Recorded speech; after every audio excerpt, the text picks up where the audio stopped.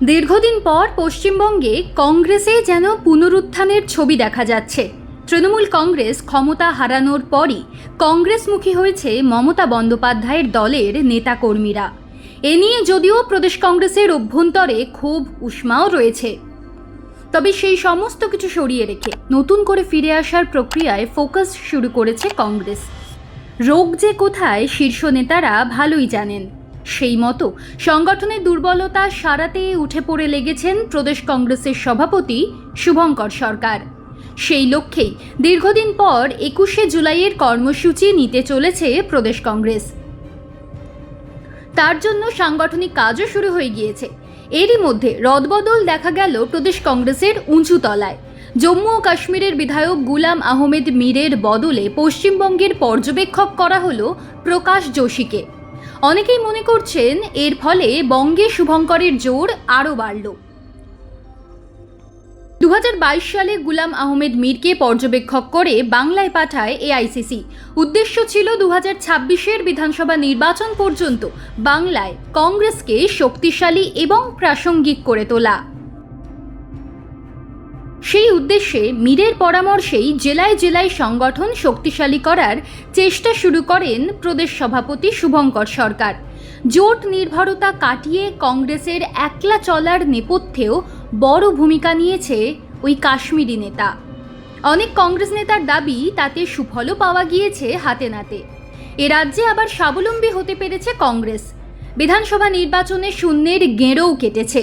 2 বিধায়ককে পাঠানো গিয়েছে বিধানসভায়।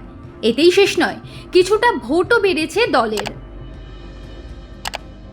মুর্শিদাবাদ, মালদা কিংবা উত্তর দিনাজপুরে আটকে না থেকে গোটা রাজ্যে নতুন করে অস্তিত্বের জানান দিচ্ছে কংগ্রেস। এই পরিস্থিতিতে উত্তরাখণ্ডের কংগ্রেসি নেতা প্রকাশ যোশীকে বাংলার পর্যবেক্ষক করার যথেষ্ট তাৎপর্যপূর্ণ বলেই মনে করা হচ্ছে। প্রশ্ন হলো, মীরকে কেন সরানো হলো পশ্চিমবঙ্গ থেকে? বাংলায় মীরের পারফরমেন্সে খুশি হাইকমান্ড। সেই কারণেই তাঁকে অপেক্ষাকৃত বেশি গুরুত্বপূর্ণ রাজ্য তামিলনাড়ু ও পুদুচেরির পর্যবেক্ষক রূপে পাঠানো হয়েছে। মীরের যে প্রমোশন হতে পারে কলকাতায় এসে সেই ইঙ্গিত দিয়ে গিয়েছিলেন খোদ কেসি বেনুগোপালই। সেই মতো তাঁকে তামিলনাড়ুতে পাঠানো হলো। সে রাজ্যে কংগ্রেস এখন থালাপাতি বিজয়ের টিভিকের সঙ্গে জোট করে সরকারে রয়েছে।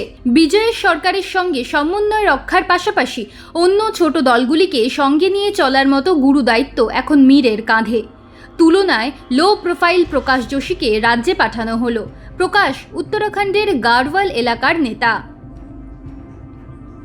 2024 সালে তিনি নৈনিতাল উধম সিংহ নগর কেন্দ্রে কংগ্রেসের প্রার্থী ছিলেন, কিন্তু বিজেপির অজয় ভট্টের কাছে পরাস্ত হন। তাঁর রাজনীতিতে হাতেখড়ি কংগ্রেসের ছাত্র সংগঠন NSUI এর মাধ্যমে।